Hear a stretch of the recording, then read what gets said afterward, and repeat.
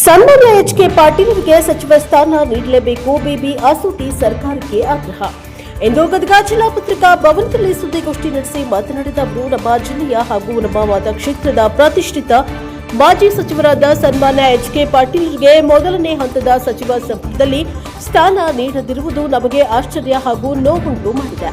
ಸರ್ಕಾರದ ಈ ತೀರ್ಮಾನ ನಮ್ಮನ್ನೆಲ್ಲ ಕೆರಳಿಸುವಂತೆ ಮಾಡಿದೆ. ಯಾವುದೇ ಖಾತೆ ನೀಡಿದ್ರೂ ಒಳ್ಳೆಯ ರೀತಿಯಲ್ಲಿ ನಿಭಾಯಿಸಿ ಕುಡಿಯುವ ನೀರಿನ ಹರಿಕಾರ ಅಂತಲೇ ಹೆಸರು ಪಡೆದ ಅವರಿಗೆ ಎರಡನೇ ಹಂತದಲ್ಲಿ ಸ್ಥಾನ ನೀಡಬೇಕು ಎಂದು ದಿನಾಂಕ 16 ಜೂನ್ರಂದು ಕಾಟನ್ ಸೇಲ್ ಸೊಸೈಟಿಯಿಂದ ನಗರದ ಪ್ರಮುಖ ಬೀದಿಗಳಲ್ಲಿ ಸಂಚರಿಸಿ ಮುಳುಗುನ್ನಾಕ ಅವರಿಗೆ ಶಾಂತಿಯುತ ಪ್ರತಿಭಟನೆ ನಡೆಸಿದರು.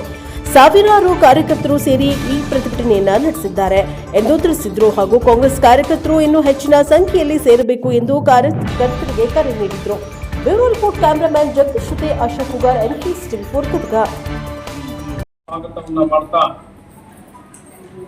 ನಾವು ಇವತ್ತಿನ ದಿವಸ ಪತ್ರಿಕಾಗೋಷ್ಠಿಯನ್ನ ಅಂತಂದ್ರ ನಮ್ಮ ನೆಚ್ಚಿನ ನಾಯಕರು, ರಾಜ್ಯಕಂಡ ಅಪರೂಪದ ರಾಜಕಾರಣಿ ಸನ್ಮಾನ್ಯ ಎಚ್.ಕೆ. ಪಾಟೀಲ್ ಸಾಹೇಬರು ಮೊನ್ನೆ ನಡೆದಂತ ಮೊದಲನೆಯ ಸಚಿವ ಸಂಪುಟ ವಿಸ್ತರಣೆ ಸಂದರ್ಭದಲ್ಲಿ ಅವರನ್ನ ಸಂಪುಟದಲ್ಲಿ ಸೇರಿಸಿಕೊಳ್ಳದೆ ಇರೋದನ್ನ ಖಂಡಿಸಿ ನಾವು ದಿನಾಂಕ 16/6/2026 ಮುಂಜಾನೆ 11 ಗಂಟೆಗೆ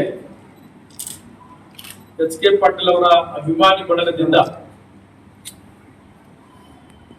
ಕಾಟನ್ ಸೇಲ್ಸ್ ನಮ್ದು 11 ಗಂಟೆಗೆ ಪ್ರಾರಂಭವಾಗಿ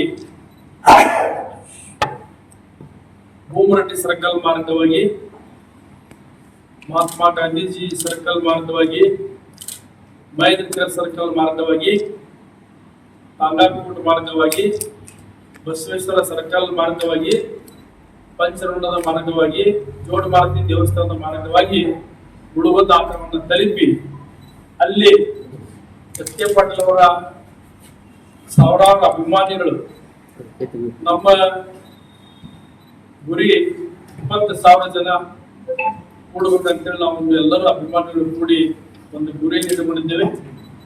ಅವತ್ತು ದಿವಸ ಪಾದಯಾತ್ರೆ ಮುಖಾಂತರ ಎಚ್.ಕೆ. ಪಾಟೀಲ್ ಅವರನ್ನ ಮುಂದಿನ ಸಚಿವ ಸಂಪುಟದಲ್ಲಿ ಆದ್ರೂ ಅವ್ರನ್ನ ಸೇರಿಸಿಕೊಳ್ಬೇಕು. ಅವರು ಈ ರಾಜ್ಯ ಕಂಡಂತ ಒಬ್ಬ ದಕ್ಷ, ಪ್ರಾಮಾಣಿಕ, ಸಚ್ಚಾರಿತ್ರವಂತ ಹಾಗೂ ನಾಡ ಕಂಡ ಅಪರೂಪದ ರಾಜಕಾರಣಿ. ಎಚ್.ಕೆ. ಪಾಟೀಲ್ ಅವರಿಗೆ ಸಚಿವ ಸ್ಥಾನದ ಅವಶ್ಯಕತೆ ಇಲ್ಲ, ಆದ್ರೆ ಅವರು ಸಚಿವರಾಗೋದು ರಾಜ್ಯಕ್ಕೆ ಬಹಳ ಅವಶ್ಯಕತೆ ಐತಿ. ಈ ರಾಜ್ಯದ ಶಿವಕುಮಾರ್ ಅವರು ಮುಖ್ಯಮಂತ್ರಿಯಾಗಿ ಪ್ರಮಾಣ ವಚನ ಸ್ವೀಕರಿಸಿ 13 ಜನ ಏನು ಪ್ರಮಾಣ ಸ್ವೀಕಾರ ಮಾಡಿದ್ರು. ಅವತ್ತು ನಮ್ಮೆಲ್ಲರ ಸಮರ್ಥ ನಾಯಕರಾದ ಸನ್ಮಾನ್ಯ ಎಚ್.ಕೆ. ಪಾಟೀಲ್ ಆ ಪಟ್ಟಿಯೊಳಗೆ ಬಿಟ್ಟದ್ದು ನೋಡಿ ನನಗೆ ಬಹಳ ಆಶ್ಚರ್ಯ ಆಯ್ತು. ಸೇವಾ ನಿಮಿತ್ತನ 1986ರಿಂದ ಪಕ್ಷ ಸಂಘಟನೆಯಲ್ಲಿ ತೊಡಗಿಕೊಂಡು ಕಾಂಗ್ರೆಸ್ ಪಕ್ಷವನ್ನ ಕಳೆದ 40 ವರ್ಷಗಳಿಂದ ಅತ್ಯಂತ ಸಕ್ರಿಯವಾಗಿ ಪಕ್ಷದ ಸಂಘಟನೆಯನ್ನ ಮಾಡಿ ಅನೇಕ ಹುದ್ದೆಗಳನ್ನ ನಿಭಾಯಿಸಿ ರಾಜ್ಯದಲ್ಲಿ ಕಾಂಗ್ರೆಸ್ ಪಕ್ಷದ ಪ್ರತಿಷ್ಠೆ ಹೆಚ್ಚಾಗಲಿಕ್ಕೆ ಅವಿರುದ್ಧವಾಗಿ ಶ್ರಮಿಸಿದಂತ ನಮ್ಮ ಒಬ್ಬ ಪ್ರಾಮಾಣಿಕ ಸಮರ್ಥ ನಾಯಕನಿಗೆ ಅವ್ರು ಏನು ನಿರಾಕರಣೆ ಮಾಡಿ ಪ್ರಥಮ ಆದ್ಯತೆ ಒಳಗನೆ ನಮ್ಮ ಎಚ್.ಕೆ. ಪಾಟೀಲ್ರಿಗೆ ಆ ಒಂದು ಸಚಿವ ಸ್ಥಾನವನ್ನ ಕೊಡಬೇಕಾಗಿತ್ತು. ನನಗೆ ಬಹಳ ಆಶ್ಚರ್ಯ ಆಯ್ತು ಅದನ್ನು ನೋಡಿ. ಆದ್ದರಿಂದ ನಾವು ಇಂಥ ಒಬ್ಬ ದಕ್ಷ ಪ್ರಾಮಾಣಿಕ ಸೇವೆ ಅವ್ರಿಗೆ ಯಾವುದೇ ಒಂದು ಕೆಲಸ ಕೊಟ್ಟರು ಸಹಿತ ಅಷ್ಟ ದಕ್ಷತೆಯಿಂದ ಮಾಡಿದಂತ ಉದಾಹರಣೆ ನಮ್ಮ ರಾಜ್ಯದೊಳಗದ.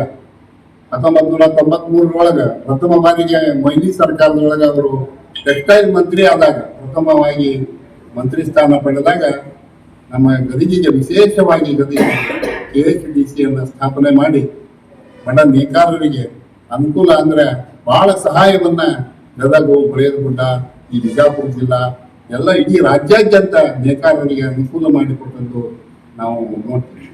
ಮುಂದೆ ಸನ್ಮಾನ್ಯ ಎಸ್.ಎಂ. ಕೃಷ್ಣರವರ ಸರ್ಕಾರದೊಳಗೆ ನೀರಾವರಿ ಮಂತ್ರಿಯಾಗಿ ನಮ್ಮ ಭಾಗದ ಅತ್ಯಂತ ದೊಡ್ಡ ಜಲಸಂಪನ್ಮೂಲ ಕೃಷ್ಣಾ ನದಿ, ಅಪ್ಪರ್ ಕೃಷ್ಣಾ ಪ್ರಾಜೆಕ್ಟ್ ಇವತ್ತು ಬಿಜಾಪುರ, ಬಾಗಲಕೋಟೆ, ಗುಲ್ಬರ್ಗ ಜಿಲ್ಲಾದವರು ಎಚ್ ಕೆ ಪಾಟೀಲ್ ಸಾಹೇಬರನ್ನ ಇವತ್ತಿಗೂ ಕೂಡ ಅವರು ಮಾಡಿದ ಕೆಲಸಕ್ಕೆ ಅವರ ಸ್ಮರಣೆಯನ್ನ ಮಾಡ್ಕೊತಾರೆ. ಅಂತ ಒಂದು ಕೆಲಸವನ್ನ, ದೊಡ್ಡ ಕೆಲಸ, ಅಪರ ಕೃಷ್ಣ 519 ಮೀಟರ್ ಏನು ಅಪರ ಕೃಷ್ಣ ಪ್ರಾಜೆಕ್ಟ್ ಮಾಡಿದ್ರು.